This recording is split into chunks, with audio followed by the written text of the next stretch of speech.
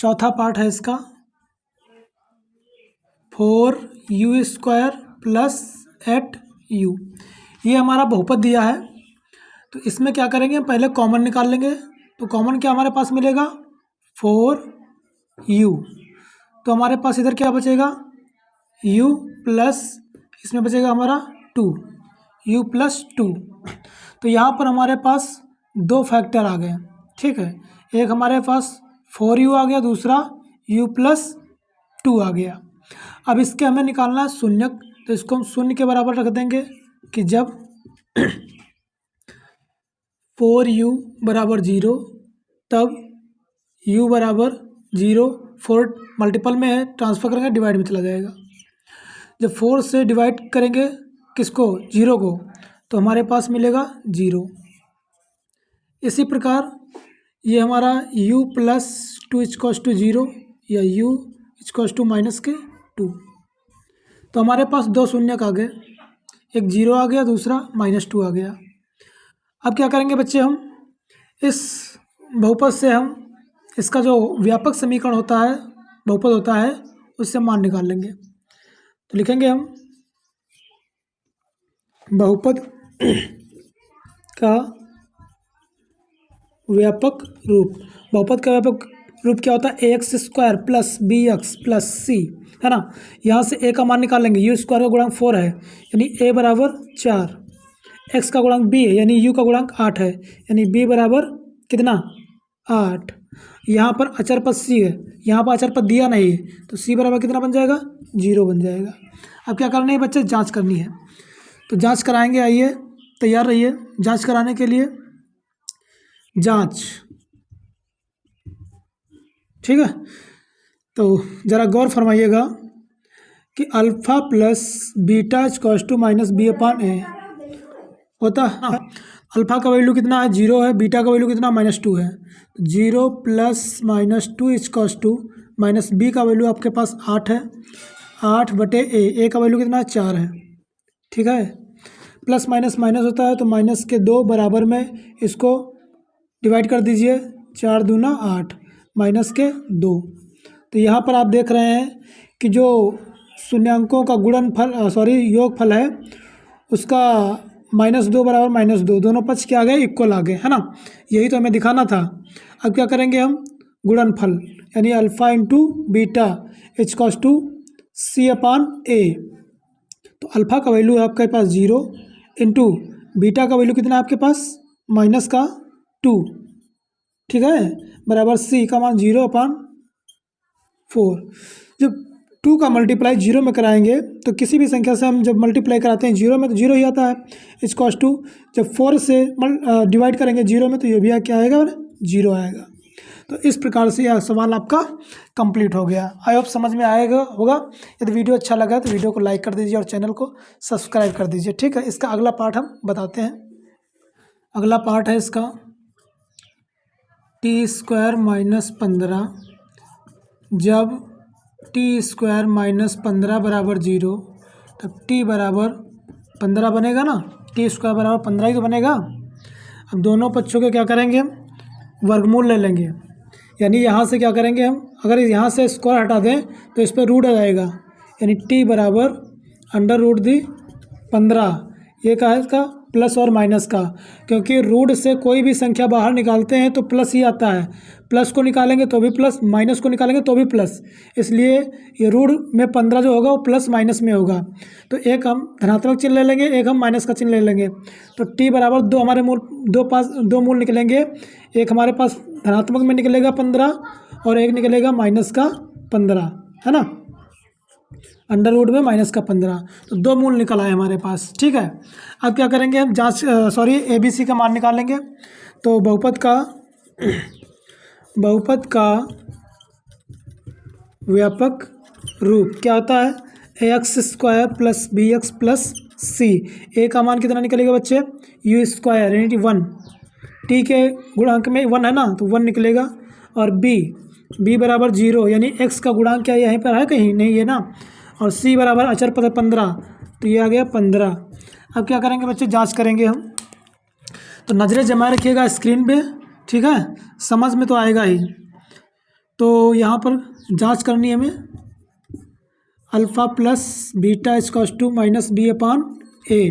ठीक है, मैं इस तरीके से समझा रहा हूँ आपको कि आप, अच्छा अल्फ़ा का मान कितना है, रूट में 15 इंटू प्लस बीटा, बीटा का मान कितना है, माइनस का रूट 15 बराबर में माइनस बी का वैल्यू कितना है, 0 है। ठीक है, 0 है। और यहाँ पर जो ए है, ए का मान कितना है, 1 है। तो प्लस माइनस माइनस होता है, रूट 15 माइनस रूट 15 बराबर में कितना, 0 है ना। तो ये 15 रूट प्लस का है, ये माइनस का है, तो कैंसिल हो जाएगा, घट जाएगा, 0 बचेगा, 0 बराबर में 0। ये योगफल की जांच हो गई। समझ में आया नहीं आया? हाँ, अगर आया तो कमेंट करिए हाँ। अब क्या करेंगे बच्चे, अल्फ़ा इंटू बीटा है ना, alpha into beta equals to C upon A. तो अल्फ़ा का मान है अंडर रूट 15 इंटू बीटा का मान है माइनस अंडर रूट 15 बराबर में सी का मान है 15 बटे में 1। रूट 15 की गुणा रूट 15 में कराओगे, रूट 15 की गुणा रूट 15 में कराओगे तो क्या बनेगा बच्चे, 15 बनेगा बराबर में 15 बनेगा। ठीक है, 15 बराबर में 15। तो ये आपकी जांच कंप्लीट हो गई। इस प्रकार से ये भी क्वेश्चन आपका हो जाता है। अगला क्वेश्चन देखेंगे हम। इस क्वेश्चन का लास्ट पार्ट है, दिया है 3x square minus x minus 4, 3x square minus x minus 4। ठीक है, क्या करना बच्चे, फैक्टर करना है। तो हमने क्या बताया था, फर्स्ट एंड थर्ड का मल्टीप्लाई करना है।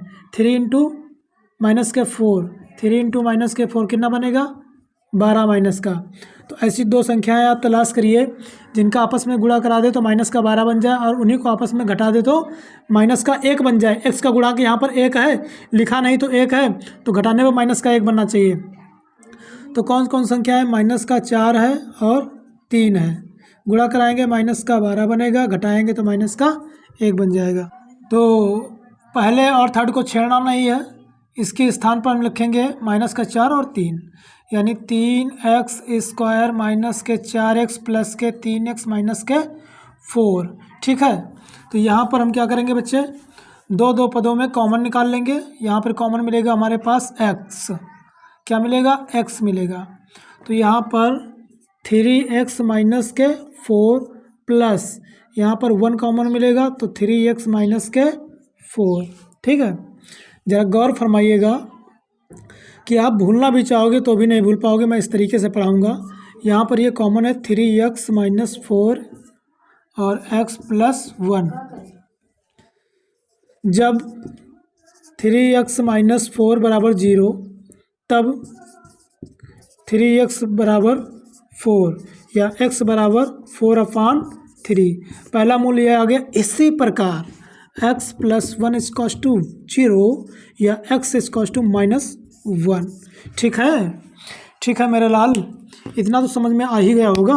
अब क्या करेंगे हम इसके आगे, अब क्या करना है, इसके आगे हमें क्या करना है, ABC के मान निकालना है। तो हमारे पास बहुपद का जो व्यापक रूप होता है वो क्या होता है, ax square plus bx plus c।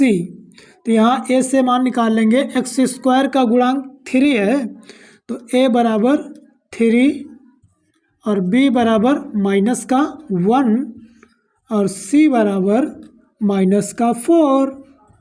अब क्या करेंगे, हम अप्लाई कर देंगे हम। तो जांच क्या होता है बच्चे, alpha plus beta equals to minus b/a। Alpha का वैल्यू दिया है 4/3 प्लस बीटा का मान है माइनस का 1 इक्वल्स टू माइनस b, और b का जो वैल्यू आया है हमारे पास माइनस का 1 है, अपान में a का मान है 3। प्लस माइनस माइनस होता है मेरे ख्याल से, ठीक है, मेरे ख्याल से नहीं होता ही है। Equals to minus plus 1/3। अब क्या करेंगे बच्चे, यहाँ पे 3 और 1 का लॉसा ले लेंगे तो 3 आएगा। तो ये 4 माइनस 3 का मल्टीप्लाई 1 में कराएंगे तो ये 3 बनेगा इक्वल्स टू 1/3। 4 से 3 माइनस कराएंगे तो 1/3 इक्वल्स टू 1/3। देखिए यहाँ पर जो योगफल आया है 1/3 यानी 1/3 यानी आपका क्या हुआ, दोनों साइड इक्वल आ गया है। अब जांच इसकी हो जाती है। अब देखेंगे आगे हम अल्फ़ा इंटू बीटा को, यानी गुणनफल क्या होता है बच्चे, C/A होता है। अल्फ़ा का वैल्यू आपके पास 4/3 और इंटू बी यानी बीटा का मान है -1 इक्वल्स टू सी का वैल्यू कितना है -4/A का वैल्यू है 3।